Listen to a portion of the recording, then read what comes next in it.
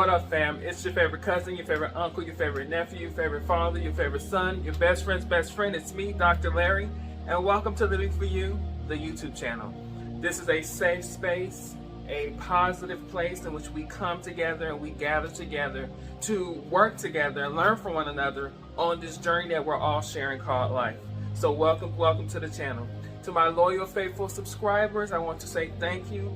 Thank you for keeping up with me. Thank you for supporting me. Thank you for coming and viewing the channel and sharing the channel and the messages and the comments and everything that you're doing. I love you. Thank you so much.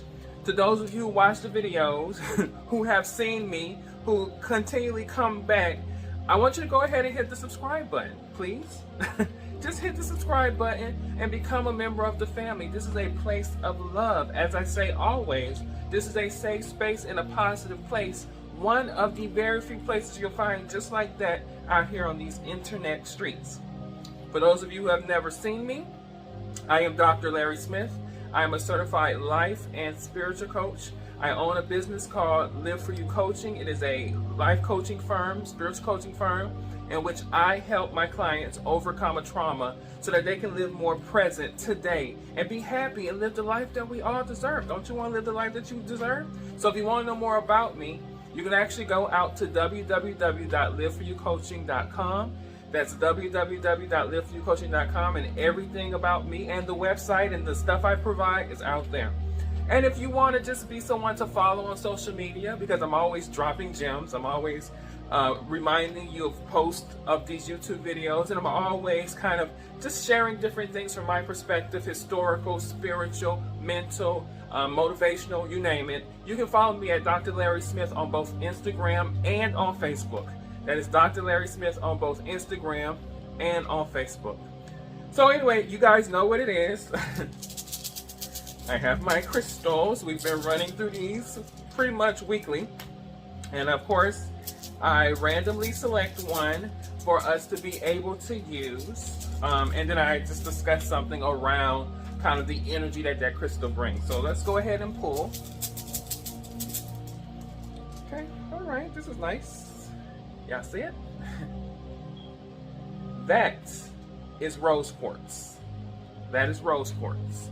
Rose quartz is probably one of the most common stones, crystals that you will see. It's actually nothing but good energy. It's an excellent energy for love. I call this the love stone, the love crystal, right? It's all about love. It's all around your heart chakra. It opens up the door for love and for more love and for you to be able to receive love and to give love. This is something good to put underneath your bed, wink. This is also something good to just put around your house or your apartment so that it's nothing but love energy coming in and come through. It's found in a few places. You can find some of it here, of course, in California, in Brazil, Iceland, other areas. It's found in other places. It's pretty common, but it's about love. It's about energy. It also opens up your heart movement. Due to things like blood pressure, it kind of cleanses blood pressure out and helps you be able to get ease of flow in your blood movement. You also can do things with this energy to increase, like I said before, more love into your life.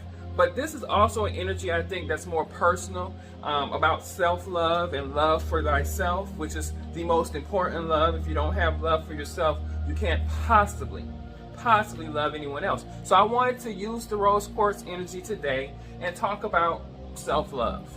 And when I talk about self-love, I'm not talking about it from a perspective of egotistical arrogancy of how much you love yourself, because many people confuse self-love with egoic self-love and this idea of it's all about you.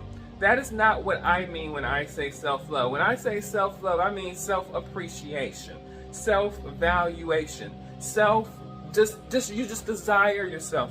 You believe in yourself. You hold yourself accountable because you love yourself. You do a lot of things that are for self-good and self-preservation. It's not necessarily you're preserving yourself over others. You're just adding to a consciousness, to a spirit of an energy to the universe that is of a positive self-reflection,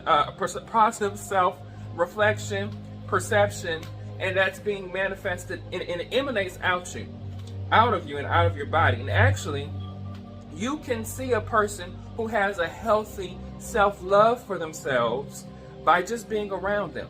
You can feel that energy emanating right up out of them. One of the things that you can tell the difference between a self-love that is healthy and a self-love that is egoic is the egoic self-energy takes from you.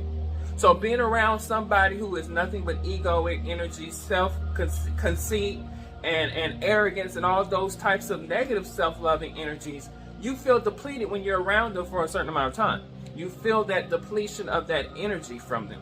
But from somebody who has a healthy self-conscious, a healthy self-love, and appreciation and valuation for themselves, you feel part of that energy. Because a person who truly has self-love for themselves will actually encourage it in everyone around them. I know myself personally, when I'm around people, I love to make people feel welcomed. I love to make people feel like I'm a friend, like that they've known for years. And I encourage their talents and their skills and their abilities and their positive traits. I try my best to hone in on those things and try to enhance those things. I'm a person who doesn't really get jealous at another one who has talent more than I have, or who can do something better than I can. I actually celebrate it and am in awe of it, and I like to learn from it if it's something that I'm interested in learning. But that's because I value myself enough to know that I'm not in competition with anybody else other than who I was yesterday. And I value that expression of love given towards them, because what happens is it's reciprocated, right? I'm giving all the love out and I'm getting love back in return. And I don't just do it for the love that I'm getting back in return. It just seems to be an organic response to someone who is sharing and being loving and giving that love out into the universe. So self-love is a very positive thing. And you guys, if you're biblical, or Christian, or whatever the case may be, you know the instance is to love yourself like you love God like you love yourself, and love God like you love yourself and you love your neighbor. But self-love is always involved in that, and it is a very important dynamic to who you are. But there are so many people walking this planet, living this planet, who haven't really mastered the art of loving themselves. And you can tell in how they treat other people. You can tell in how they show up in a defeatist way. You can tell in how they don't really, it's almost like you don't want to be around them because they're so heavy, because they don't have this appreciation for themselves. That is what self-love is. That is what self-love does. Self-love gives you the ability to appreciate yourself and to enjoy life. You cannot enjoy life if you do not love thyself.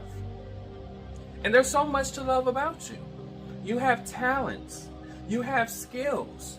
You have energy that you're an important, valuable contribution to the universe. You are just as important to be on this planet as I am important to be on this planet. And there is no distinction in that between you and I. We are equally as important to be on this planet.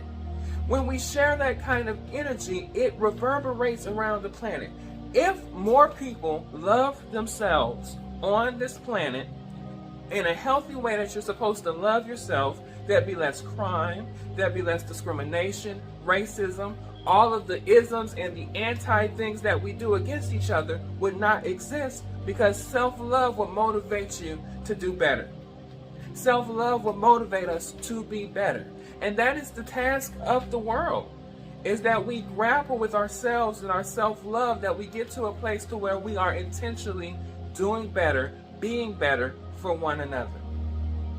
But you cannot do that without self-love, without that rose quartz energy of self-love.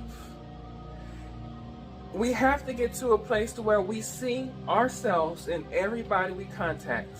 In everybody we encounter on this planet, we see ourselves. And if we love ourselves, that is going to prevent us from treating another wrong. That is going to prevent us from doing another harm. That's going to prevent us from distinguishing ourselves as different and separating ourselves from one another. And we will see the everlasting, all-powerful, multi-connected energy between us and our fellow man and woman. But that requires a healthy amount of self-love.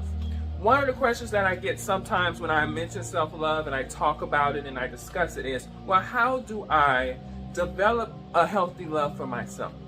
And I say, start by appreciating the gifts that you have. If you're a talented singer, that's a great thing. Appreciate it. If you're a talented painter, appreciate it. Speaker, or even if you're a talented person who is a person who is just that person everybody comes to for advice, or if you're a person who is a sharp thinker, or you draw, whatever. Value your talents. That's a start. Another thing is to accept who you are totally. I've talked about here multiple times, and you can go watch many videos, including one of the most recent videos on authenticity. A person who loves themselves is a very authentic person to themselves, right? They see themselves as no mistake. They're not going to run around and say, oh, I'm an ungrateful sinner who doesn't belong, who doesn't deserve anything great in life. They will see themselves as perfectly made in their uniqueness, and they will honor, value, and appreciate that. So if you're living in your authentic truth, and you are holding on to your truth as who you are, and you're valuing it and you're loving it, that is another step towards self-love. Another way to develop self-love is to love outwardly, right? Anybody you come in contact with on the planet, find a way of showing appreciation and love for them. Find a way of giving of yourself, whether it's donating to charity, your time, your money, your resources, or all of the above, or whether it's just helping someone on the street, someone at the gas station who asks you for a simple dollar or some change, or helping an elderly person onto a bus or in a store, or any little thing. Show your love outwardly. And when you show your love outwardly, it is a manifestation of who you are inwardly. So showing others love expressed is a good way to develop self-love. And the last way, even though there's many more ways that I believe you develop self-love, is by being conscious of what you're telling yourself, right? Not seeing life in a cynical way of everything being bad, or everything's not perfect, or you're not perfect, or that's not good, or this is evil, or whatever label you want to label it. Your mind plays a huge role in your perception of reality. Everything that is seen might not be real, but everything real is seen, right, in the mind. And so it is important that you are considering your thoughts. And what are you harboring your thoughts around? Are they thoughts of positive light? Are they thoughts of positive self-image? Are they thoughts of positive ideology about what the world is like? Or are there negative thoughts? Those negative thoughts will never suit you in your journey of self-love, because they're like weights. They hold you down. They hold you hostage. They keep you weighted down to where you can't just freely express all the beautiful, wonderful goodness that you are. So your thoughts, your perceptions are very important to you developing a healthy amount of self-love. Self-love is free. It doesn't cost you anything. It doesn't overbear you or take away from you. And actually what it does is it gives us all a beautiful specimen to experience on this walk of life. If more of us have self-love, then there's more of these beautiful specimens in this walk of life, making life a joy as opposed to a burden. But it all starts from the individual self-conscious of themselves. Love yourself. Love yourself through your love of God and the higher power, through your love of other people. And that's the rose quartz love that this energy is about. It is a powerful energy that not only changes you, but it changes the world. And if you change the world, it's a better place for all of us. So it's the ultimate reciprocation. That's it. I can go on and on because I love myself. And I don't shy away from saying that. That's not in an egotistical way. I am fully in love with who I am.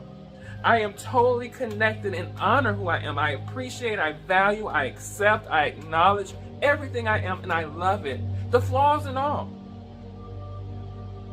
I don't need to be someone else. I love who Spirit, Universe, God created me to be. And that love is so powerful, and I want to pass that on to you. And I do. I really do. As I always say, I love you with the highest love. And I will see you in the next